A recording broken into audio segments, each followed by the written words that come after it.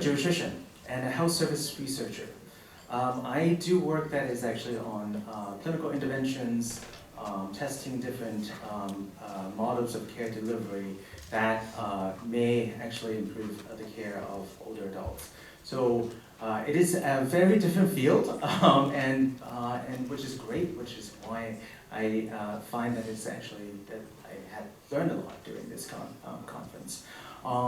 It is actually with that lens that my colleagues and I have actually entered into an area where actually there's this intersection between aging, clinical care intervention, and also environmental health, which is actually with the World Trade Center disaster general responder cohort.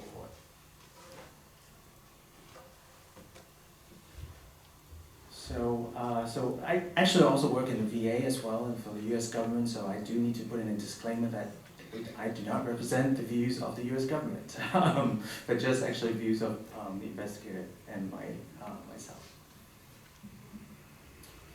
So in 2001, an unthinkable thing has happened in New York City with the collapse of the World Trade Center on 9/11. That actually has far-reaching consequences in health and health outcomes for those actually who are involved and those who actually have been exposed to some of the toxic exposures during that time. So this is actually the dust cloud that actually is in the area after the World Trade Center disaster.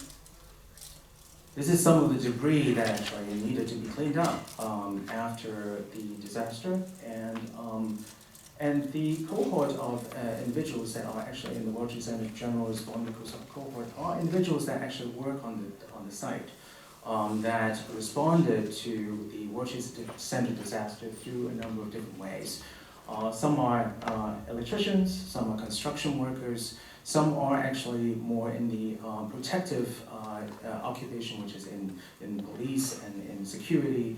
And so these actually individuals have various different levels of exposures because of their occupation.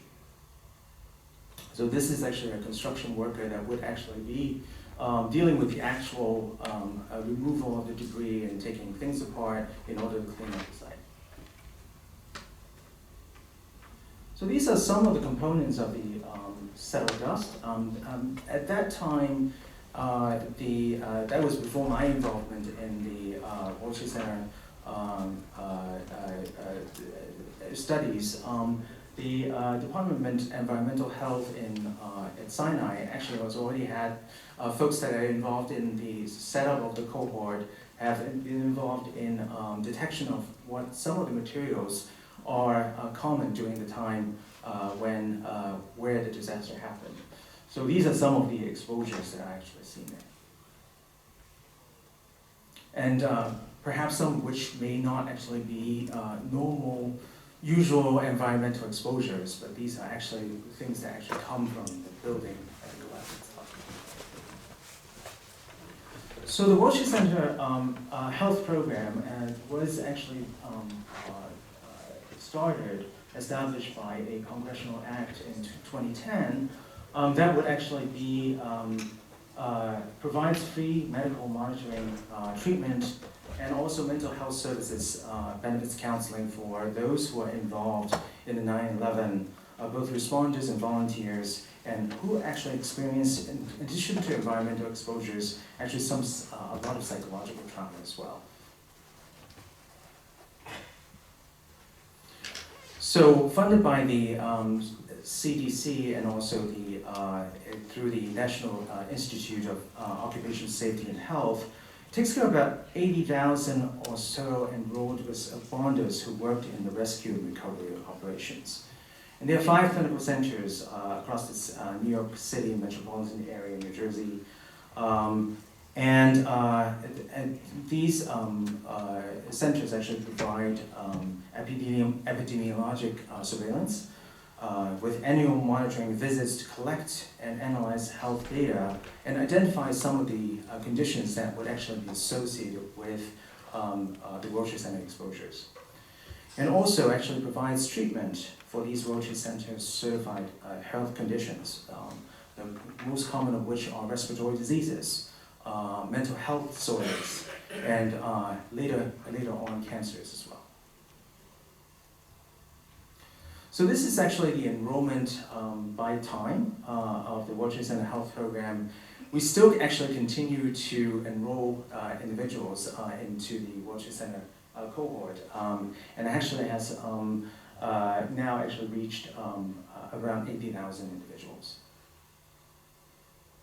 Some of the top certified conditions, they are related to rhinosinusitis, so upper respiratory issues, gastroesophageal reflux diseases, which is actually also a common condition as well, asthma, cancers, PTSD is post-traumatic stress disorder. This is actually the mental health conditions that is associated with the intense exposure, psychological trauma during that time, and other disorders, both in terms of respiratory disorders and mental health illness of anxiety and depression as well.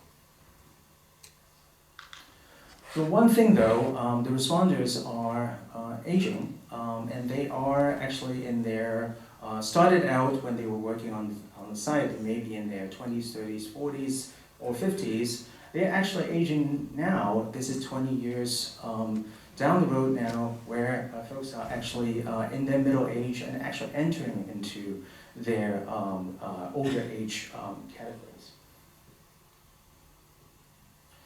So thus far, in terms of the flow side of the research and advances, has actually been looking at specific disease entities that are associated with the World Trade Center exposures. But because of actually the responder cohort is aging, we actually do need to understand in terms of whether there are actually aging effects, effects on age-related syndromes and diseases, dementia being included, and in terms of one syndrome that I'm going to talk about is Frailty, that is actually experienced by the aging cohort in a more rapid fashion. So actually just a little bit about the monitoring visits and in terms of what the data collection of that happens actually every monitoring visits, is that it actually a battery of questionnaires and also examination elements that would be actually be collected during that time. So there's an exposure assessment questionnaire that actually done at the baseline, and not so much actually as subsequent monitoring visits, but subsequent monitoring visits have actually self-administered mental health questionnaires. There are some medical questionnaires that are interviewer administered. There are some mental health screening about life events throughout the time in the 20 years or so. And actually there's some physical examination elements as well. And this actually would be a very, very rich data set so that we can actually understand the aging experience of the World Trade Center cohort over time. So we have actually, I'm just going to talk a little bit about our study that focuses on aging and what we can actually do about what we know about the aging of the World Trade Center cohort. So this is a NIOSH funded study that has an overarching goal that we wanted to assess whether previous World Trade Center exposure leads to premature age-related deterioration in physiologic function. And also, we wanted to actually couple that with thinking about how to improve the capacity of the World Trade Center Health Program in order to monitor, so actually predict things that are actually bad things that are about to happen, and also actually do things interventions-wise that can actually help improve the care of that population. So I'm just going to go through the study aims. So you saw that the study is still ongoing, so we actually don't have every aim covered yet, but I'm going to focus on aim about frailty and frailty trajectories, and then actually shift over a little bit to talk about the exposome work that is actually related to this. So we wanted to actually look at frailty trajectories and risk factors that are associated with sort of distinct frailty trajectories using the longitudinal monitoring data. And we would actually want to correlate that with the sort of frailty measurement that we have actually developed with clinical outcomes, and subsequently actually pilot certain multi-component intervention and targeting strategy that could actually help to potentially improve outcomes. So I'm going to shift a little bit and talk a little bit about frailty, and this is actually very different from a lot of the sort of disease conditions that we talk about. And when we think about aging, it's actually not just an accumulation of diseases, so to speak. It is actually a change that actually over time that there are changes in physiology, changes in other sort of biology that actually, drug clearance has changed, for example, and that is actually associated with changes in organ function, so to speak. There's not really rise to the level of disease condition, so to speak, but overall, it actually contributes to a whole sort of entire syndrome, so to speak, of aging. So frailty is actually a concept that actually would be help to explore that and to measure that over time. So it's a syndrome proposed in about 20 or so years ago that was characterized by a multi-system physiologic decline that actually is characterized by increased vulnerability to stressors and adverse clinical outcomes. So the same stressor that actually goes to an older adult who is frail versus somebody who's actually otherwise robust would have a very different health outcome and consequence. These are actually characterized by also decreased muscle mass and strength, decreased physical activity and exercise tolerance, and relating to how they are able to independently function to actually carry out their activities of daily living for older adults, for example. And also characterized by weight changes. Usually it's actually undernutrition and weight loss that actually would be for the frailty syndrome that it would be characterized by.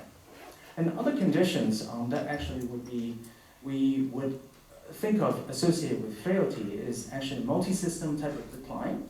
Some iatrogenic complications, so thinking about response to medications would be different. For somebody who is frail, they are more susceptible to adverse effects of medications. And when we imagine that older adults with maybe 5 chronic conditions can be taking upwards of 10 medications, this is a huge problem. Some increased vulnerability and increased vulnerability for conditions for leading to hospitalization and higher mortality.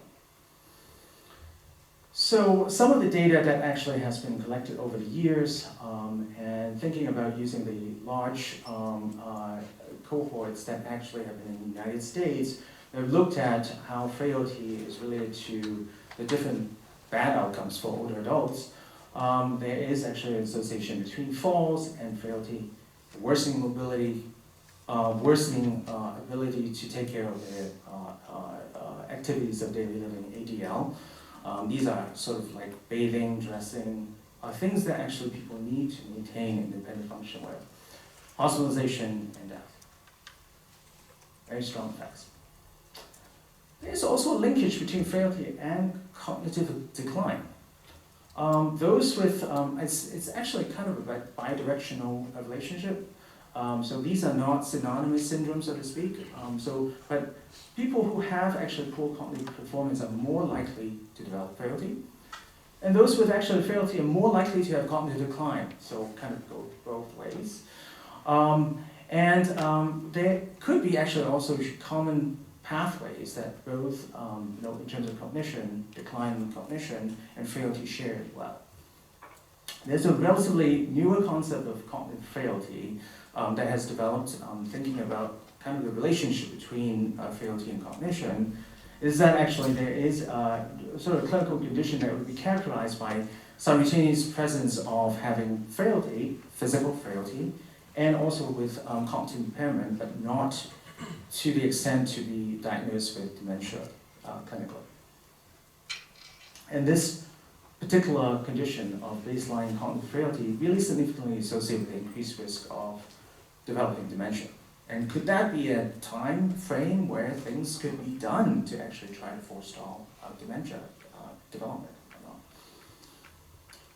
So how do we identify frailty in older adults in older adults? So there are two sort of main school of thoughts about the definition of frailty for older adults.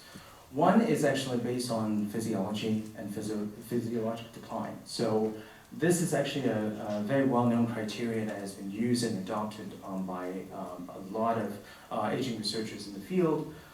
Developed by Hopkins, and actually now is the Dean of Columbia School of Public Health, Linusbio, who actually has characterized 5 conditions that would actually define how frailty through physiology.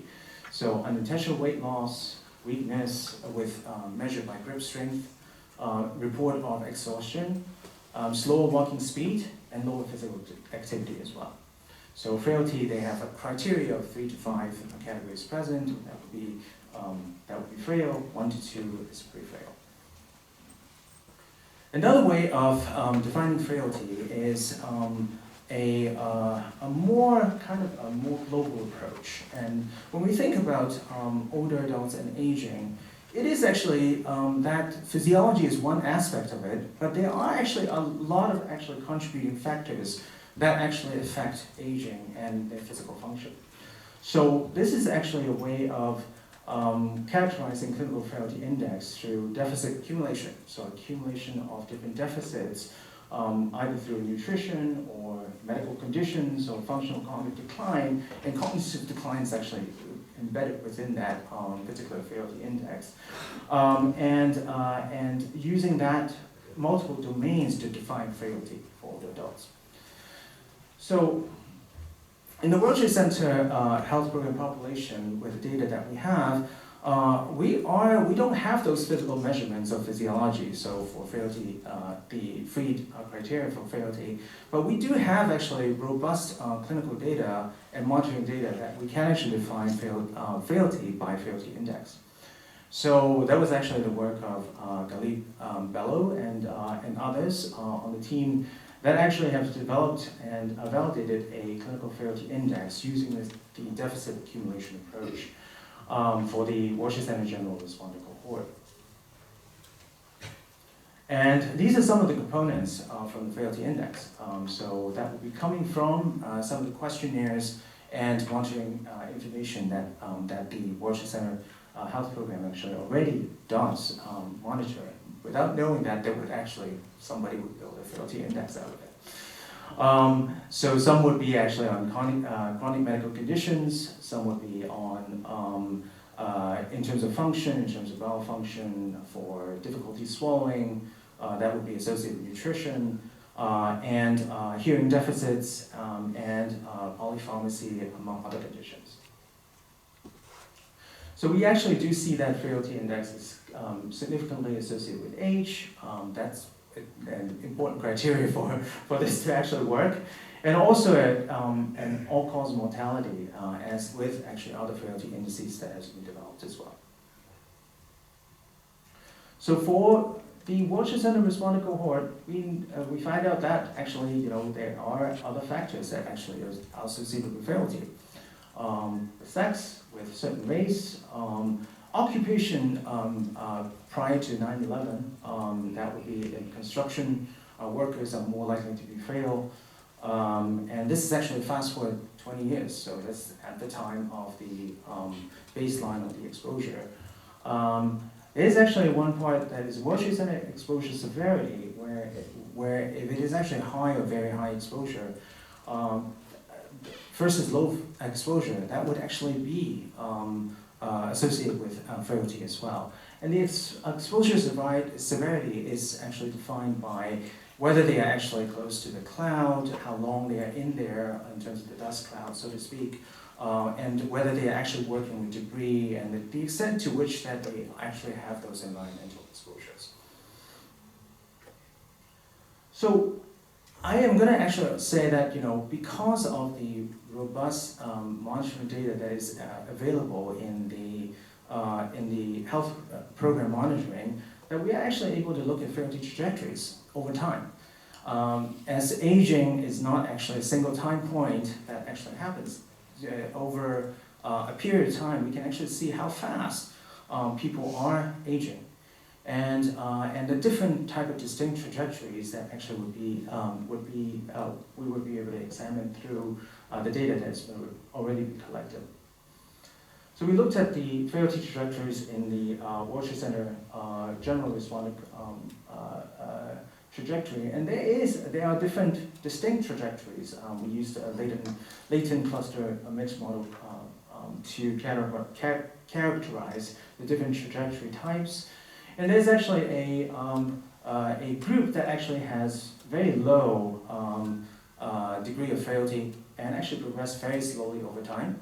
There's a group that actually has pretty high significant frailty at onset, and then continues to be actually high, but highly actually frail. And there's a sort of middle group that actually has low frailty score in the middle, but actually had a pretty rapid change in their frailty index over time. So may indicate actually, perhaps actually accelerated or rapid aging. So these are actually some of the data that actually looks at the factors that are associated with the different frailty trajectories. And here is actually looking at World Trade Center exposure severity, and is actually a relationship to whether they actually belong to different trajectories or not. And other factors would be related to gender, education, and income. And I'm going to flip through this pretty quickly, as this is actually kind of describe some of the associations that we've seen between different conditions with the frailty trajectory. So some of the things that we've learned is that we are actually able to use this construct of frailty in order to understand the aging experience of a pretty large cohort that have very, very specific and intense exposure of certain toxicants at a relatively short time frame throughout the lifespan. And we would actually love to be able to add cognitive assessment as part of the assessment of aging. World Trade Center cohort is currently not in there, primarily because the monitoring program really has not been focused on aging, but rather on sort of disease entities that are associated with the environmental exposure. So there is actually an opportunity to potentially add additional instruments that would actually capture cognitive performance, cognitive aging, and dementia diagnosis. So let me shift a little bit to exposomes. And this is actually the work of my colleagues that we are collaborating with now, and trying to look at the relationship between exposome and frailty and frailty trajectory using the World Trade Center Health Program data in this cohort. So I learned more about exposome than the slides actually said, so I'm going to skip over what the concepts are about exposome.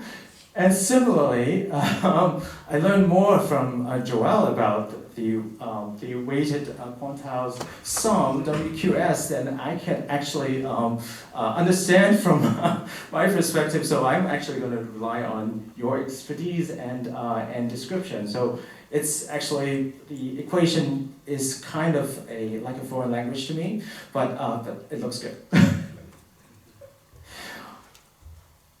So this is the work of Megan Horton and Elza Rickman in the Environmental Health Department over at Mount Sinai. We really have looked at the World Trade Center exposure as kind of a complex mixture of chemical toxins, smoke, dust, debris, unsafe environments, and some traumatic stressors. So these are exposure to human remains that actually really does produce sort of intense psychological sort of trauma. And also a combination of the World Trade Center related experience to construct the World Trade Center exposome. So there are external factors, internal factors, and then overall in the middle would actually be looking at the World Trade Center related health status. And these are actually the World Trade Center exposome that Megan and Elsa have constructed have been primarily used in looking at its relationship to the certified conditions. World Trade Center certified conditions, as we've seen earlier, about in terms of some of the mental health illness, some of the chronic diseases that actually have developed. Linkage to aging and age-related outcomes would be actually what we are actually going to be planning to do. So using the WQS approach and to construct the exposome, looking at both in terms of harmful and protective associations between the various factors, and looking at and identifying those factors that are actually most highly associated with risk of developing certain conditions or have protective factors against particular conditions. So using actually a similar battery of information that would actually be constructing the baseline exposome, and this is using a baseline data, so this is about 20-something years ago, or when people first joined the World Trade Center Health Program, and using a similar battery of tests with also additional clinical laboratory tests and pulmonary function tests that would actually be done for individuals at the entry of the program. So this actually just shows the complex number of variables that actually have various relationship of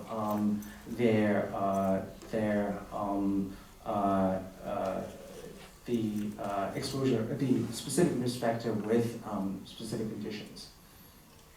We group them into exposure, occupation, so location, timing, experiences.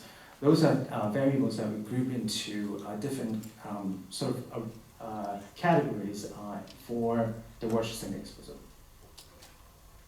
So some of the outcomes of interest, as I've talked about, is actually related to the World Trade Center conditions, post-traumatic stress disorder, diabetes, among other conditions. So actually, the one interesting thing that the World Trade Center exposome is able to do is actually to look at both positive and negative associations, so looking at both harmful and actually protective effects of certain factors. So this is just showing actually how the exposome for both risk factors and protective factors is really associated with these different health outcomes. And they have, with a large sample like 18,000 plus, all of the p-values are going to be significant, but it was breaking down into more, what are some of the factors that actually rise to the level of most likely to be associated with a particular outcome, and in terms of both risk and also in protective factors as well. So blue would be in terms of the protective factors, and red would be risk factors.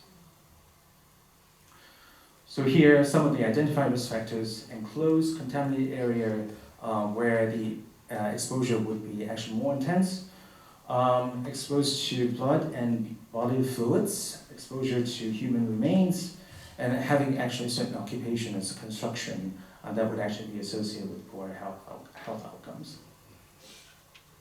Similarly, in terms of for protective factors, these are some of the different protective factors that have been identified using an exposomic approach to analyze these large number of factors and its relationship to health outcomes. So some of the next steps that we would want to do is actually, and we are planning to do, with also our support from the Pepper Center in National Institute of Aging, that is actually linkage with aging. So frailty and frailty trajectory, thinking about cognitive frailty and ultimately for dementia. And we do need to actually build additional data linkage in order to look at those outcomes. So I want to acknowledge the large team that has been working on this, and some of whom actually have provided the slides for this presentation as well. And I would actually say one thing is that, so we have actually focused on a relatively short time period of exposure, intense exposure of very noxious stuff in a relatively short time period in somebody's lifespan. And you know, I can think of it, in my other job, I actually work in the Veteran Health Administration as well, in the VA, and taking care of military veterans in the United States. And similarly, actually, those exposures are also, in relatively short duration, very intense experiences of exposures. And potentially, I'm wondering actually out loud whether, you know, whether those you know, intense exposures and studying the relationship of that with health effects could actually unlock some of the mechanisms through which certain diseases or certain health outcomes related to aging, hopefully, that we can actually see through using those specific populations. So that ends my talk.